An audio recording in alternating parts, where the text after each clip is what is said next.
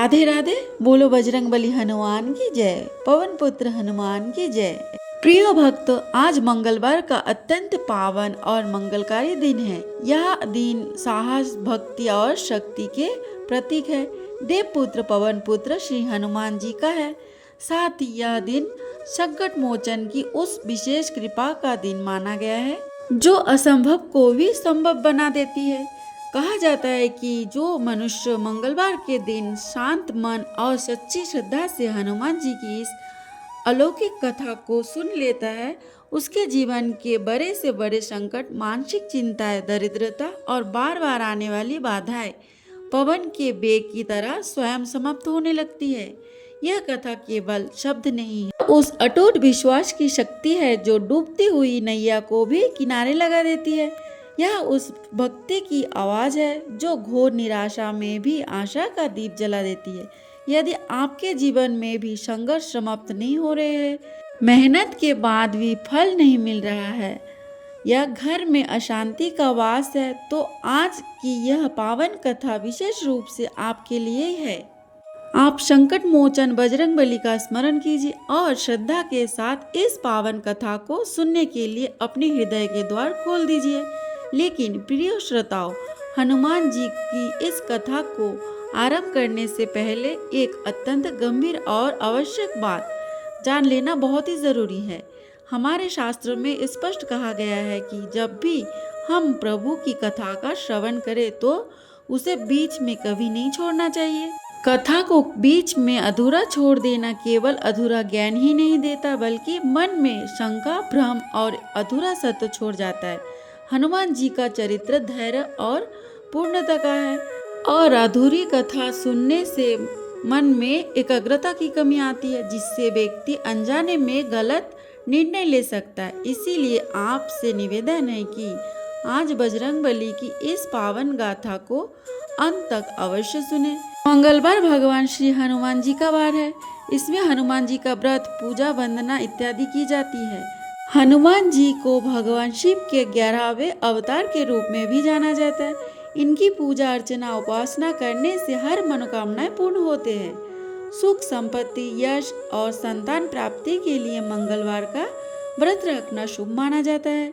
हनुमान जी से जुड़ी मंगलवार व्रत कथा का पाठ व आरती करके इस उपवास को पूरी श्रद्धा के साथ पूर्ण करें। महावीर आपकी सभी मनोकामनाएं पूर्ण करेंगे।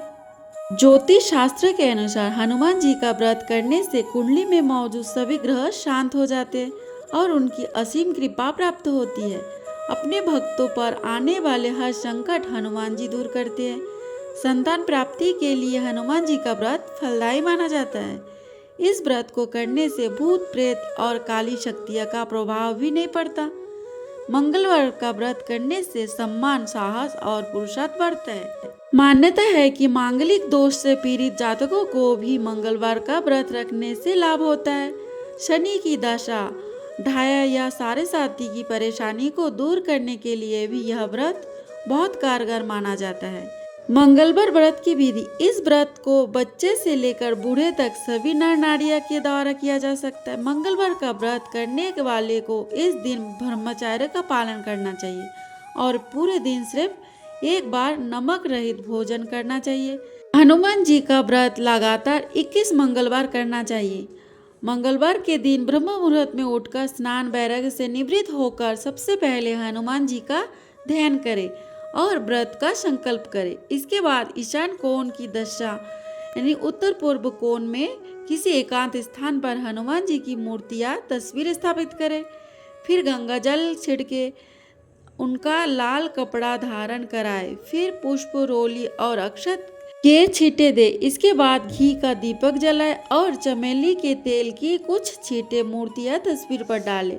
इसके बाद हनुमान जी फूल अर्पित करें और अक्षत व फूल हाथ में रखकर उनकी कथा सुने और हनुमान चालीसा, सुंदरकांड का पाठ भी करें। इसके बाद आप भोग लगाए और अपनी मनोकामना बाबा से कहे और प्रसाद सभी में वितरित कर दे। अगर संभव हो सके तो दान जरूर करें। शाम के समय भी हनुमान मंदिर जाकर घी का दीपक जलाए और सुंदरकांड का पाठ करें और उनकी आरती करें। 21 मंगलवार के व्रत होने के बाद 22वें मंगलवार को विधि विधान के साथ बजरंगबली का पूजा करे, उन्हें चोला चढ़ाए। इसके बाद 21 ब्राह्मणों को बुलाकर उन्हें भोजन कराए और क्षमता अनुसार दान दक्षिणा दे। एक बार नैमिषारण्य तीर्थ में 80,000 मुनि एकत्रित होकर पुराणों के ज्ञाता श्री सूत जी से पूछने लगे, हे महामुनि, आपने हमें अनेक पुराणों की कथाएं सुनाई। अब कृपा करके हमें ऐसा व्रत और कथा बताइए कि जिसके करने से संतान की प्राप्ति हो तथा मनुष्यों को रोग, शोक, अग्नि, सर्व दुख आदि का भय दूर हो, क्योंकि कलयुग में सभी जीवों की आयु बहुत कम है। फिर इस पर उन्हें रोग, चिंता के कष्ट लगे रहेंगे तो फिर वह श्री हरि के चरणों में अपना ध्यान कैसे लगाएंगे। सूत जी बोले, हे मुनियों, अपने लोक कल्याण के लिए बहुत ही उत्तम प्रश्न पूछा। एक बार युधिष्ठिर ने भगवान श्री कृष्ण से लोक कल्याण के लिए यही प्रश्न किया था। भगवान श्री कृष्ण और युधिष्ठिर का संवाद तुम्हारे सामने कहता हूँ, ध्यान देकर सुनो। एक समय पांडवों की सभा में श्री कृष्ण जी बैठे हुए थे। तब युधिष्ठिर भगवान श्री कृष्ण से प्रश्न किया, हे प्रभु नंदनंदन गोविंद, आपने मेरे लिए अनेक कथाएं सुनाई। आज आप कृपा करके ऐसा व्रत या कथा सुनाइए जिसके करने से मनुष्य रोग, चिंता का भय समाप्त हो और उसको पुत्र की प्राप्ति हो। हे प्रभु, बिना पुत्र के जीवन व्यर्थ है। पुत्र के बिना मनुष्य नरकगामी होता है। पुत्र के बिना मनुष्य पितृ ऋण से छुटकारा नहीं पा सकता और ना ही उसका पुनंग नामक नरक से उद्धार हो सकता है। अतः पुत्रदायक व्रत बतलाइए। श्री कृष्ण बोले, हे राजन, मैं एक प्राचीन इतिहास सुनाता हूँ, आप इसे ध्यान पूर्वक सुनो। कुंडलपुर नामक एक नगर था, उसमें नंदा नामक एक ब्राह्मण रहता था। भगवान की कृपा से उसके पास सब कुछ था, फिर भी वह दुखी था। उसका कारण यह था कि ब्राह्मण की स्त्री सुनंदा के कोई संतान न थी। सुनंदा पतिव्रता थी, भक्ति पूर्वक श्री हनुमान जी की आराधना करती थी। मंगलवार के दिन व्रत करके अंत में भोजन बनाकर हनुमान जी का भोग लगाने के बाद स्वयं भोजन करती थी। एक बार मंगलवार के दिन ब्राह्मणी गृह कार्य की अधिकता के कारण हनुमान जी को भोग ना लगा सकी। इस पर उसे बहुत दुख हुआ। उसने कुछ ही नहीं खाया। अपने मन में प्रण किया कि अब तो अगले मंगलवार को ही हनुमान जी का भोग लगाकर अन्न जल ग्रहण करूंगी। ब्राह्मणी सुनंदा प्रतिदिन भोजन बनाती, श्रद्धा पूर्वक पति को खिलाती, परंतु स्वयं भोजन नहीं करती और मन ही मन श्री हनुमान जी की आराधना करती थी। इसी प्रकार 6 दिन गुजर गए और ब्राह्मणी सुनंदा अपने निश्चय के अनुसार भूखी प्यासी निराहार रही। अगले मंगलवार को ब्राह्मणी सुनंदा प्रातःकाल ही बेहोश होकर गिर पड़ी। ब्राह्मणी सुनंदा की इस असीम भक्ति के प्रभाव से श्री हनुमान जी बहुत प्रसन्न हुए और प्रकट होकर बोले, सुनंदा, मैं तेरी भक्ति से बहुत प्रसन्न हूँ, तो उठ और वर मांग। सुनंदा अपने आराध्य देव श्री हनुमान जी को देखकर आनंद की अधिकता से विभोर हो उठी। श्री हनुमान जी के इस चरणों में गिरकर बोली, हे प्रभु, मेरी कोई संतान नहीं है, कृपा करके मुझे संतान प्राप्ति का आशीर्वाद दे, आपकी अति कृपा होगी। श्री महावीर जी बोले, तेरी इच्छा पूर्ण होगी, तेरे एक कन्या पैदा होगी, उसके अष्टांग प्रतिदिन सोना दिया करेंगे। इस प्रकार कहकर श्री हनुमान जी अंतर्धान हो गए। ब्राह्मणी सुनंदा बहुत हर्षित हुई और सभी समाचार अपने पति से कहा। ब्राह्मण देव कन्या का वरदान सुनकर कुछ दुखी हुए, परंतु सोना मिलने की बात सुनी तो बहुत प्रसन्न हुए। विचार किया कि ऐसी कन्या के साथ मेरी निर्धनता भी समाप्त हो जाएगी। श्री हनुमान जी की कृपा से वह ब्राह्मणी गर्भवती हुई और 10वें महीने में उसे बहुत ही सुंदर पुत्री प्राप्त हुई। यह बच्ची अपने पिता के घर में ठीक उसी तरह से बढ़ने लगी जिस प्रकार शुक्ल पक्ष में चंद्रमा बढ़ता है। 10वें दिन ब्राह्मण ने उस बालिका का नामकरण संस्कार कराया। उसके कुल पुरोहित ने उस बालिका का नाम रत्नावली रखा, क्योंकि यह कन्या सोना प्रदान किया करती थी। इस कन्या ने पूर्व जन्म में बड़े ही विधान से मंगलदेव का व्रत किया था। रत्नावली अष्टांग बहुत सा सोना देता था। उस सोने से नंदा ब्राह्मण बहुत ही धनवान हो गए अब ब्राह्मणी भी बहुत अभिमान करने लगी थी। समय बीतता रहा। अब रत्नावली 10 वर्ष की हो चुकी थी। एक दिन जब नंदा ब्राह्मण प्रसन्नचित्त था, तब सुनंदा ने अपने पति से कहा, मेरी पुत्री रत्नावली विवाह के योग्य हो गई है, अतः आप कोई सुंदर तथा योग्य वर देखकर उसका विवाह कर दो। यह सुन ब्राह्मण बोला, अभी तो रत्नावली बहुत छोटी है। तब ब्राह्मणी बोली, शास्त्र की आज्ञा है कि कन्या 8वें वर्ष में गौरी, 9 वर्ष में रोहिणी, 10वें वर्ष में कन्या, इसके पश्चात रजस्वला हो जाती है। गौरी के दान से पाताल लोक की प्राप्ति होती है, रोहिणी के दान से वैकुंठ लोक की प्राप्ति होती है, कन्या के दान से इंद्रलोक में सुख की प्राप्ति होती है। अगर हे पतिदेव रजस्वला का दान किया जाता है तो घोर नरक की प्राप्ति होती है। इस पर ब्राह्मण बोला, अभी तो रत्नावली मात्र 10 ही वर्ष की है और मैंने तो 16-16 साल की कन्याओं के विवाह कराए हैं, अभी जल्दी क्या है। तब ब्राह्मणी सुनंदा बोली, आपको तो लोभ अधिक हो गया है लगता है। शास्त्र में कहा गया है कि माता पिता और बड़ा भाई रजस्वला कन्या को देखते हैं तो वो अवश्य नरकगामी होते हैं। तब ब्राह्मण बोला, अच्छी बात है, कल मैं अवश्य ही योग्य वर की तलाश में अपना दूत भेजूंगा। दूसरे दिन ब्राह्मण ने अपने दूत को बताया और आज्ञा दी कि जैसी सुंदर मेरी कन्या है वैसा ही सुंदर वर उसके लिए तलाश करो। दूत अपने स्वामी की आज्ञा पाकर निकल पड़ा। पंपाई नगर में उसने एक सुंदर लड़के को देखा। वह बालक एक ब्राह्मण परिवार का बहुत गुणवान पुत्र था। उसका नाम सोमेश्वर था। दूत इस सुंदर व गुणवान ब्राह्मण पुत्र के बारे में अपने स्वामी को पूर्ण विवरण दिया। ब्राह्मण नंदा को भी सोमेश्वर अच्छा लगा और फिर शुभ मुहूर्त देकर विधि पूर्वक कन्यादान करके ब्राह्मण ब्राह्मणी संतुष्ट हुए। परंतु ब्राह्मण के मन में लोभ समाया हुआ था। उसे कन्यादान तो कर दिया पर वह बहुत खिन्न भी था। उसने विचार किया कि रत्नावली तो अब चली जाएगी और मुझे इससे जो सोना मिलता था वह अब मिलेगा नहीं।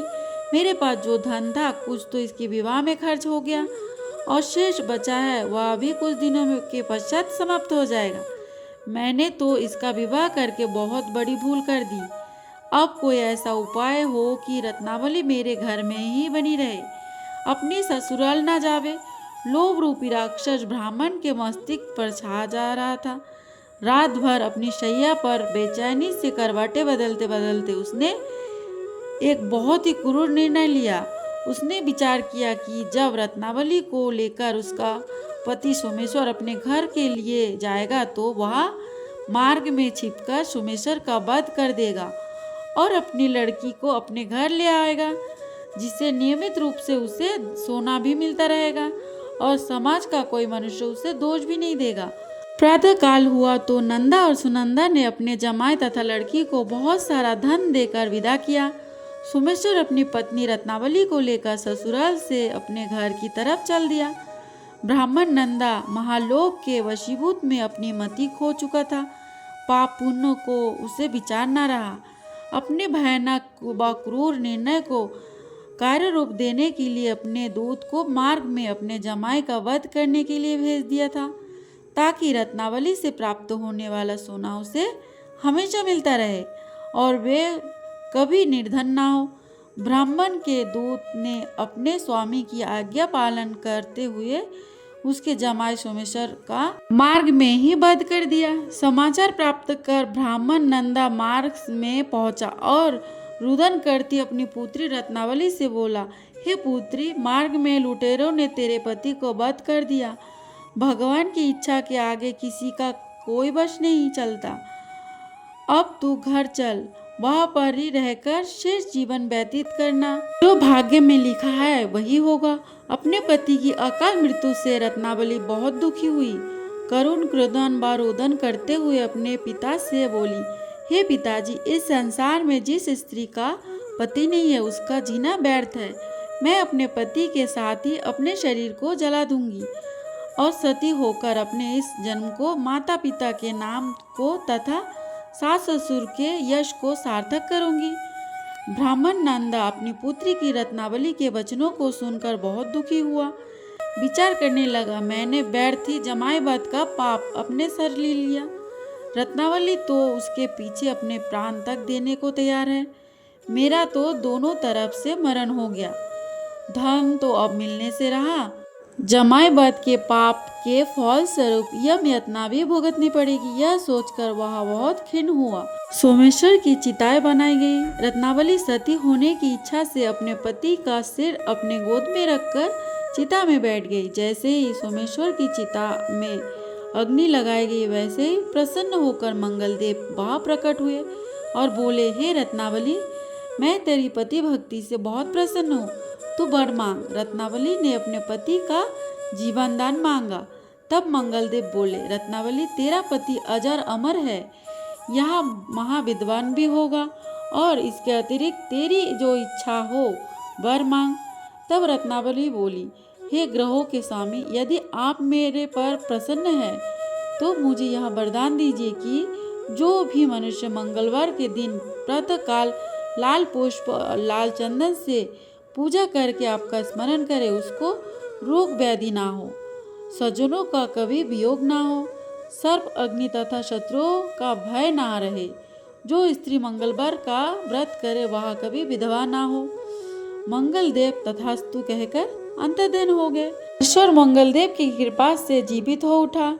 रत्नावली अपने पति को पुनः प्राप्त कर बहुत प्रसन्न हुई और मंगलदेव के व्रत प्रत्येक मंगलवार को करके व्रतराज और मंगलदेव की कृपा से इस लोक में सुख ऐश्वर्य को भोगते हुए अंत में अपने पति के साथ स्वर्ग लोक को गई।